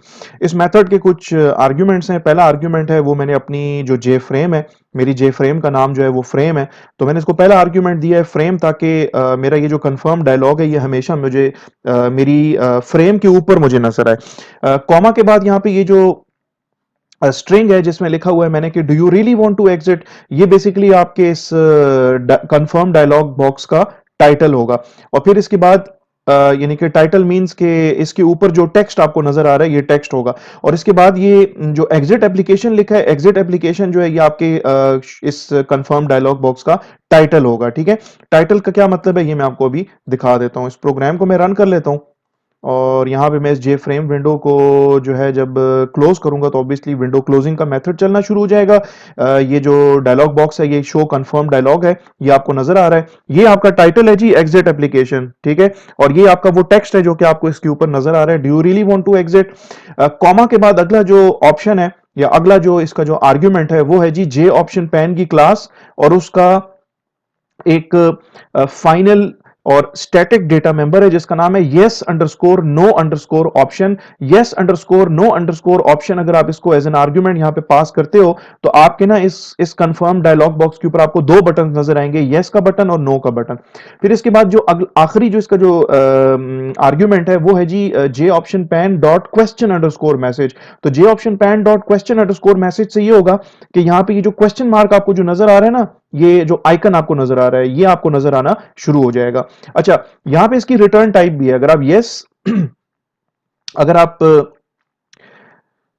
अगर आप यहां पे नो को प्रेस करते हो तो ये एक इंटीजर वैल्यू रिटर्न करेगा, अगर आप यस को प्रेस करते हो तो ये तब भी एक इंटीजर वैल्यू रिटर्न करेगा। अगर आप यहां पे अगर आप यहां पे नो को प्रेस कर देते हो तो ये रिटर्न करेगा वन, ठीक है। और ये वन कहां जाके स्टोर होगा, इस वेरिएबल में जाके स्टोर होगा जिसका नाम है ऑप्शन, ठीक है। तो आगे मैंने इसमें एक इफ कंडीशन लगाई है, मैंने लिखा है if option is equal to one, if option is equal to one, और ये कंडीशन तब ट्रू होगी अगर आपने नो प्रेस किया। Whenever you will press no तो क्या होगा, ऑप्शन वेरिएबल के अंदर ना 1 चला जाएगा। If option is equal to 1, जी बिल्कुल ऑप्शन वेरिएबल में अभी 1 पड़ा है, तो क्या करो यार, कुछ नहीं करना, ये करो कि फ्रेम का जो डिफॉल्ट क्लोज ऑपरेशन है ना उसको सेट कर दो J frame dot do underscore nothing underscore on underscore close. यार इससे पहले हम लोग पढ़ रहे थे जे फ्रेम का जो डिफॉल्ट क्लोज ऑपरेशन जो सेट हुआ हुआ था वो सेट हुआ था J frame dot exit underscore on underscore close. Exit underscore on underscore close set करने से ये होता है कि आप जब भी जे फ्रेम का इस क्लोज बटन को जब क्लिक करते हो तो आपकी ना सिर्फ एप्लीकेशन क्लोज हो जाती है, बल्कि आपका जो ये जो जे फ्रेम है ये भी क्लोज हो जाती है। लेकिन अब जैसे ही आप इस क्लोज के बटन को क्लिक करते हो तो क्या होता है कि आपका ना ये विंडो क्लोजिंग का मेथड जो है ना ये चलना शुरू हो जाता है। और इसके अंदर आपको ये कंफर्म डायलॉग बॉक्स नजर आ रहा है। अगर आप नो प्रेस करते हो तो इस ऑप्शन वेरिएबल के अंदर 1 चला जाएगा। लेकिन अगर आप यस प्रेस करते हो तो फिर तो ऑप्शन वेरिएबल में 1 नहीं जाएगा, बल्कि इसके अंदर 0 वैल्यू जाएगी। अगर मैं यस प्रेस करता हूं तो अब ऑप्शन वेरिएबल में 0 गया। तो अब ये जो कंडीशन है आपकी कि if option is equal to 1, तो भाई ऑप्शन वेरिएबल में तो 1 नहीं गया, ऑप्शन वेरिएबल में तो 0 गया है। तो आपकी ये इफ कंडीशन फॉल्स हो जाएगी, आपका ऑब्वियसली एल्स का पोर्शन चलेगा। और एल्स के पोर्शन में लिखा है कि यार फ्रेम का जो फ्रेम का जो डिफॉल्ट क्लोज ऑपरेशन है ना उसको सेट कर दो J frame dot exit underscore on underscore close. तो इससे क्या होता है, इससे ये होगा कि जब आपकी जे फ्रेम का डिफॉल्ट क्लोज ऑपरेशन जब सेट हो जाएगा exit underscore on underscore close, तो इससे आपकी ना सिर्फ जे फ्रेम विंडो बंद हो जाएगी, बल्कि आपकी ना एप्लीकेशन भी क्लोज हो जाएगी। इसके बाद मैंने यहाँ पे एप्लीकेशन तो ठीक है क्लोज होगी, मैंने अपने कनेक्शन को भी क्लोज करना है।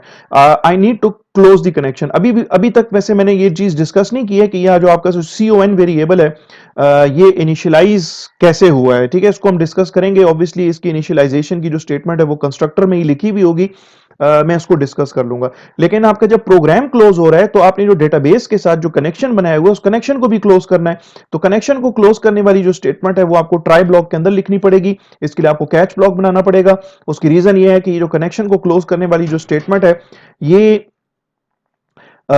बेसिकली चेक्ड एक्सेप्शन को थ्रो करने की चांसेस हैं। तो जब भी चेक्ड एक्सेप्शन थ्रो होने के चांसेस होते हैं ना, तो आपका कंपाइलर आपको फोर्स करेगा कि आप इस तरह की स्टेटमेंट्स को, जो कि con.close नाम की जो स्टेटमेंट है, इस स्टेटमेंट को आपको जो है इसको आपने ट्राई ब्लॉक के अंदर लिखना होगा। और अगर ट्राई ब्लॉक है तो फिर कैश ब्लॉक भी मस्ट होगा। तो ये आपने ट्राई ब्लॉक में लिखा है, ये इसका कैश ब्लॉक है। यहां पे आके आपका जो एल्स का जो पोर्शन है वो खत्म हो जाता है। यहां पे आपकी जो जो आपने विंडो क्लोजिंग का जो मेथड लिखा था, इसको मैं थोड़ा सा स्क्रॉल कर लेता हूं ऊपर की तरफ। तो विंडो क्लोजिंग का जो मेथड लिखा था वो यहां पे आके खत्म हो जाता है। और यहां पे ये जो क्लोजिंग कर्ली ब्रेसेस हैं लाइन 82 के ऊपर, यहां पे आपकी ये जो एनोनिमस इनर क्लास थी जो कि विंडो एडॉप्टर की चाइल्ड क्लास है, उसकी बॉडी जो शुरू हो रही थी लाइन 59 के ऊपर, वो लाइन 82 के ऊपर आके खत्म हो रही है।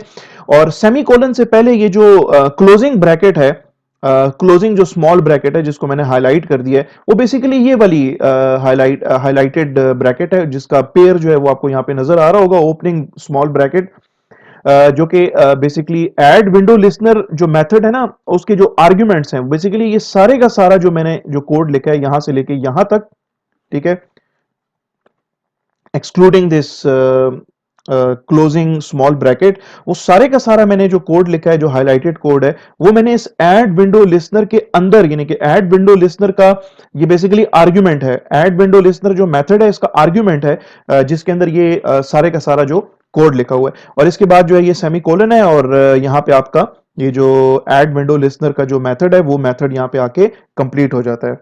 इसके बाद जी आपके बाकी के जो ग्राफिकल यूजर इंटरफेस कंपोनेंट्स हैं, उनके ऊपर क्या इवेंट हैंडलिंग हुई हुई है, उसके ऊपर क्या कोड लिखा हुआ है, वो तो हम बाद में देखेंगे। और उससे पहले जो है ना मैं यहाँ पे आपको दिखाना चाहता हूँ कि आपकी जो क्लास है, जिस क्लास के अंदर आप कोड लिख रहे हो जिसका नाम GUI है, उस क्लास का कंस्ट्रक्टर आपको दिखाता हूँ।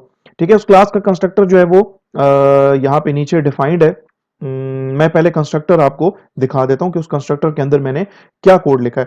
यार कंस्ट्रक्टर के अंदर ना ये जो GUI क्लास का कंस्ट्रक्टर है, ठीक है, वो यहां पे मैंने इसको डिफाइन किया है।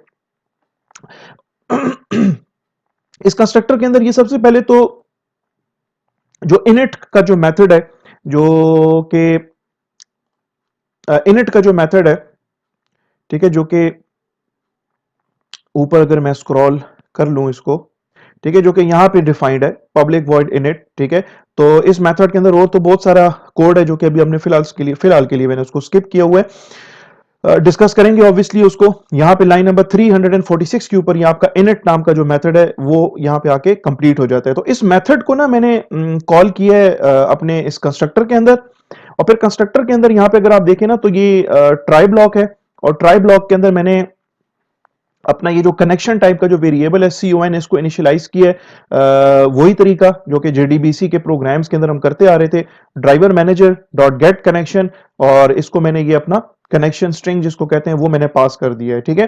फिर इसके बाद ये ST ये आपका स्टेटमेंट वेरिएबल है, इसको इनिशियलाइज किया, लेकिन इसको इनिशियलाइज करने का तरीका यहाँ पे डिफरेंट है as compare to the previous programs, क्योंकि इसके अंदर जो इससे पहले अगर आप देखें तो हमारे स्टार्ट के जो प्रोग्राम्स थे JDBC के, उसके अंदर ये जो क्रिएट स्टेटमेंट का जो मेथड था ये एम्प्टी था, इसके कोई आर्ग्यूमेंट्स भी हमने इसके अंदर पास नहीं किए थे। लेकिन अब चूंकि बेसिकली अब हो ये रहा है कि मैं जब नेक्स्ट वाला बटन जब प्रेस करता हूं तो मेरे मेरे रिजल्ट सेट के अंदर जो कर्सर है, रिजल्ट सेट के अंदर एक पॉइंटर है, वो अगले रिकॉर्ड के ऊपर चला जाता है।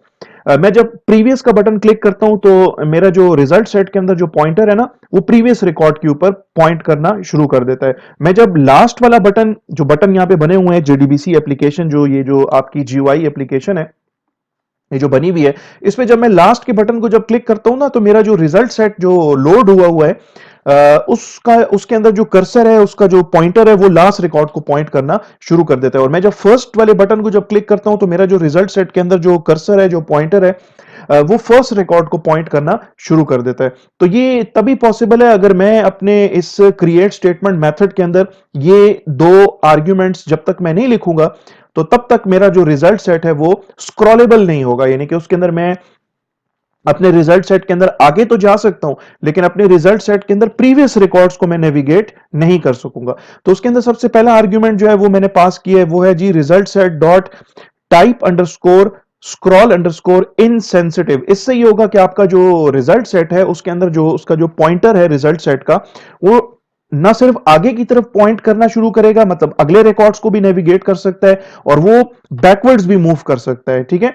उसके बाद जो है ना कॉमा लगा के जो दूसरा आर्ग्यूमेंट आपने इसके अंदर पास करना होगा वो मजबूरन आपको पास करना होगा, बिकॉज आपके पास कोई ऐसा क्रिएट स्टेटमेंट नाम का कोई मेथड नहीं एग्जिस्ट करता जिसके अंदर आप खाली ये एक आर्ग्यूमेंट पास कर सकें। तो आपको दूसरा आर्ग्यूमेंट भी पास करना पड़ेगा जो कि है result set dot concur underscore updatable. इससे ये होगा कि आपका जो रिजल्ट सेट होगा, रिजल्ट सेट आपका अपडेटेबल होगा, यानी कि you can update your result set as well, ठीक है। आप अपने रिजल्ट सेट में से रिकॉर्ड्स को डिलीट कर सकते हैं, उसको अपडेट कर सकते हैं, उसको उसमें इंसर्शंस कर सकते हैं, ठीक है।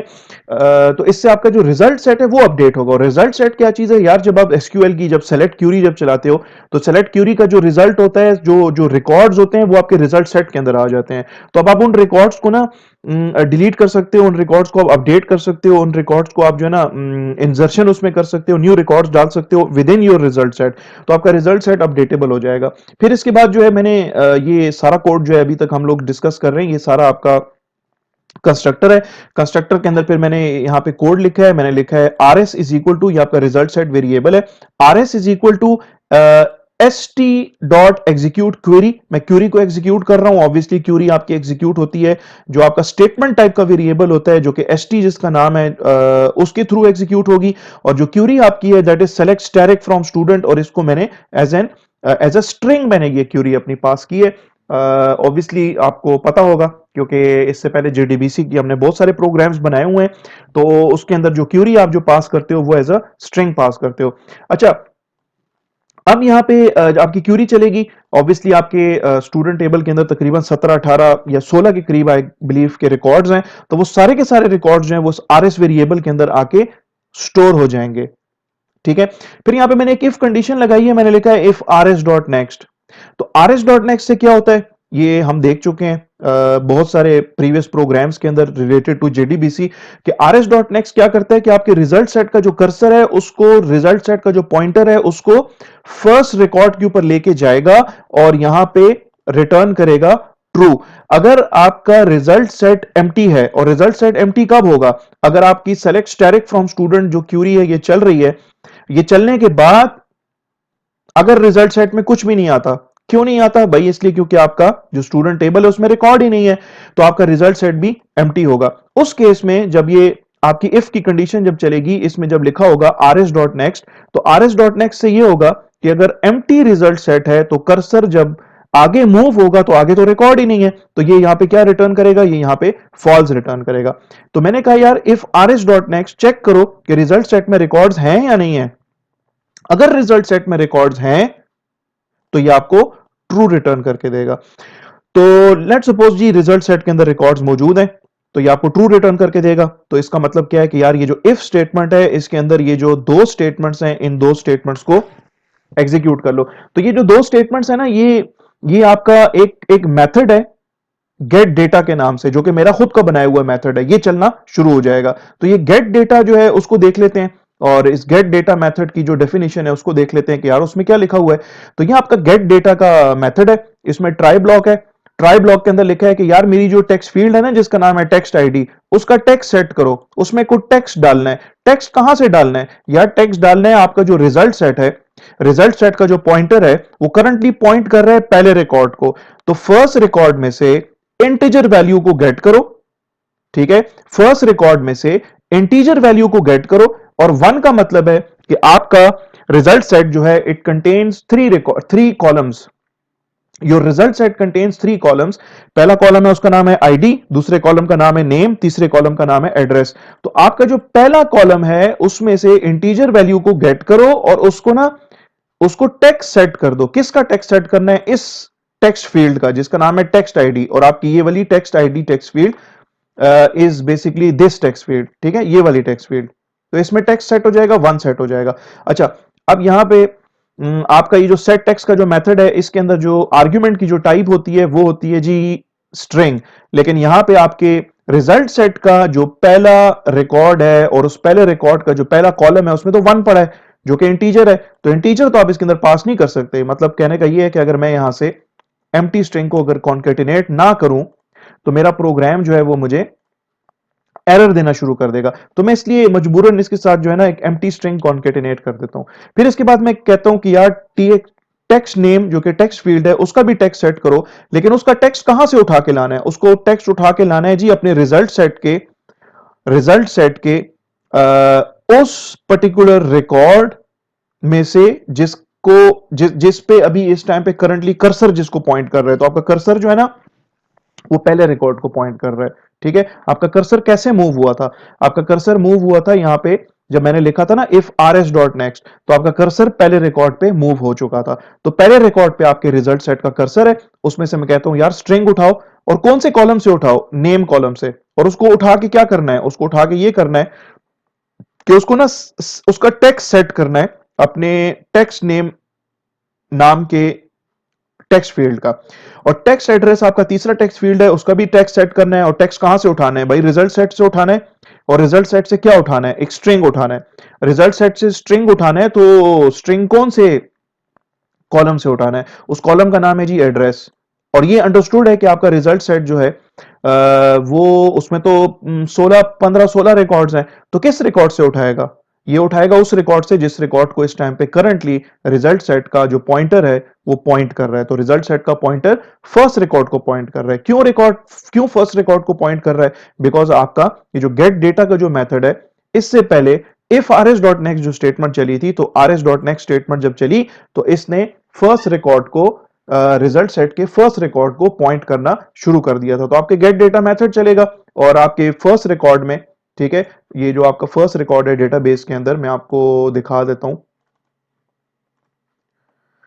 स्टूडेंट टेबल के अंदर जो फर्स्ट रिकॉर्ड है, ठीक है, जिसमें आईडी की वैल्यू 1 है, नेम हारून है, एड्रेस कराची है, इन तीन वैल्यूज को उठा के आपकी ये जो टेक्स्ट फील्ड्स हैं, ये जो टेक्स्ट फील्ड्स हैं, इन तीन टेक्स्ट फील्ड्स का ये टेक्स्ट सेट कर देगा, इनके अंदर टेक्स्ट आपको दिखाना स्टार्ट कर देगा, ठीक है जी। फिर इसके बाद यहां पे नेक्स्ट जो है एक मेथड है जिसको कॉल किया गया है डिसेबल टेक्स्ट। डिसेबल टेक्स्ट का जो मेथड है उसके अंदर जो स्टेटमेंट्स हैं क्या लिखी हुई हैं? डिसेबल टेक्स्ट का ये मेथड है, मेरा खुद का बनाया हुआ मेथड है। इसमें मैंने ये स्टेटमेंट्स लिखी हैं यार कि मेरी जो टेक्स्ट फील्ड है ना उसका सेट एडिटेबल फॉल्स कर दो। कौन सी टेक्स्ट फील्ड, ये जो तीनों टेक्स्ट फील्ड्स हैं इनका सेट एडिटेबल फॉल्स कर दो। तो आपका प्रोग्राम जब चलेगा तो आपकी जो तीन जो आपकी जो टेक्स्ट फील्ड्स होंगी, ठीक है, तीन जो आपकी टेक्स्ट फील्ड्स होंगी उनका सेट एडिटेबल शुरू में आपको ट्रू नजर आ रहा था, अब वो फॉल्स है, ठीक है। अच्छा, फिर इसके बाद मैंने कहा कि यार मेरा जो बीटीएन फर्स्ट है उसका सेट इनेबल्ड ट्रू कर दो, बीटीएन प्रीवियस का भी, BTN next last exit insert delete update, इन तमाम को इनेबल कर दो, इन तमाम बटन्स को first previous next last exit insert delete update को इनेबल कर दो, और जो बीटीएन सेव है और जो बीटीएन कैंसिल है उनका जो सेट इनेबल्ड है उसको फॉल्स कर दो। तो इस वजह से स्टार्ट में आपको ये जो 8 बटन है, first previous next last exit insert delete update, ये आपको इनेबल्ड नजर आ रहे हैं, और सेव और कैंसिल का बटन जो है ये आपको डिसेबल्ड नजर आ रहे हैं, ठीक है। उसके बाद आपका उसके बाद आपका ये जो मेथड है डिसेबल टेक्स्ट का मेथड, ये कंप्लीट हो जाएगा और कंट्रोल जो है वो वापस कंस्ट्रक्टर में आएगा, क्योंकि कंस्ट्रक्टर के अंदर से ये कॉल हो रहा है, डिसेबल टेक्स्ट का मेथड चलेगा, ठीक है। फिर ये इफ की बॉडी कंप्लीट हो जाएगी, एल्स का पोर्शन तो नहीं चलेगा इस केस में, क्योंकि एल्स का पोर्शन तो तभी चलेगा अगर इफ की कंडीशन जो कि rs.next जो है ये अगर आपको फॉल्स रिटर्न कर रहा है, ये फॉल्स सिर्फ और सिर्फ तब रिटर्न करेगा अगर आपके रिजल्ट सेट में कोई रिकॉर्ड एग्जिस्ट ना करता हो, तो फिर ये रिटर्न करके देगा आपको फॉल्स। उस केस में एल्स का पोर्शन चलेगा, और एल्स के पोर्शन में मैंने लिखा है यार डिसेबल टेक्स्ट, ठीक है। और एक मैसेज भी आपको मिल जाएगा यहाँ पे कि no records to show, no records, ठीक है, कि आपके डेटाबेस में कोई रिकॉर्ड्स नहीं है, ठीक है, ये मैसेज आ जाएगा। ये आपने जो ट्राई ब्लॉक ऊपर जो बनाया था वो ट्राई ब्लॉक यहाँ पे खत्म हो जाएगा, और यहाँ पे आपका ये कैश ब्लॉक है। This is the ending of your constructor. Constructor जो है उसकी बॉडी यहां से शुरू हो रही है लाइन नंबर 396 से, और कंस्ट्रक्टर की बॉडी लाइन नंबर 428 पे आके खत्म हो रही है, और ये आपकी जीयूआई नाम की जो क्लास है जो कि स्टार्ट हो रही है लाइन नंबर जो कि स्टार्ट होती है लाइन नंबर 6 से, ये ऊपर आपको नजर आ रहा होगा, और लाइन नंबर 430 तक आपने इस क्लास को यहाँ पे डिफाइन किया है, तो यहाँ पे आपकी क्लास की बॉडी खत्म हो जाती है, ठीक है। बाकी इसमें जो मेन क्लास है, यानी कि वो क्लास जो कि पब्लिक है, उसका नाम भी मेन ही है, आप इसको अपनी मर्जी का कोई भी नाम दे सकते हो। इस क्लास के अंदर ये मेन मेथड है, और मेन मेथड के अंदर खाली मैंने जो जीयूआई नाम की जो क्लास है उसका ना कंस्ट्रक्टर मैंने कॉल किया है, ठीक है, कोई लंबी चौड़ी स्टेटमेंट नहीं है, तो इसका कंस्ट्रक्टर चलना शुरू हो जाएगा। बाकी इसके अंदर जो है आपका इनिट नाम का जो मेथड है उसको कंप्लीट करेंगे, लेकिन आज की क्लास में नहीं, क्योंकि आज की जो क्लास है वीडियो लेक्चर जो है वो कंप्लीट जो है वो नहीं हो सकेगा इसमें, ये इनिट का मेथड ये बहुत ज्यादा लेंथी हो जाएगी आज की क्लास। तो इसमें हमने इनिट के मेथड में क्या क्या देखा, ये तमाम स्टेटमेंट्स हम ऑलरेडी देख चुके हैं, ठीक है। मैं यहां से आपको बता देता हूं, ये इवन जो फ्रेम की जो इवेंट हैंडलिंग है वो भी हमने कर ली है, और बाकी इसके अंदर क्या रहता है, बाकी इसके अंदर आपके जितने भी बटन्स हैं उनकी जो इवेंट हैंडलिंग है वो रहती है, ठीक है, starting from the BTN first, यानी कि वो बटन जिसको क्लिक करेंगे तो आप फर्स्ट रिकॉर्ड पे आ जाएंगे, तो इसकी इवेंट हैंडलिंग जो है वो यहां से हम शुरू करेंगे from the next video lecture. तो आई बिलीव कि यहां तक आप लोगों को जो है वो समझ आ गई होगी इस प्रोग्राम की। तो अगर आप लोगों ने अभी तक इस चैनल को जो है सब्सक्राइब अगर नहीं किया हुआ तो इस चैनल को लाजमी तौर पे आप सब्सक्राइब कर लें, जिसका नाम है कोड विद फैसल। तो अगर आपको वीडियो पसंद आई हो तो इसको आप लाइक कर सकते हैं, इसको आप शेयर कर सकते हैं, इसको आप कमेंट्स कर सकते हैं, और काइंडली इस वीडियो को आप यूट्यूब के ऊपर ही देखें कंप्लीटली। तो मिलते हैं नेक्स्ट वीडियो के अंदर, और नेक्स्ट वीडियो के अंदर हम अपने इस इनिट मेथड को कंप्लीट करने की कोशिश करेंगे।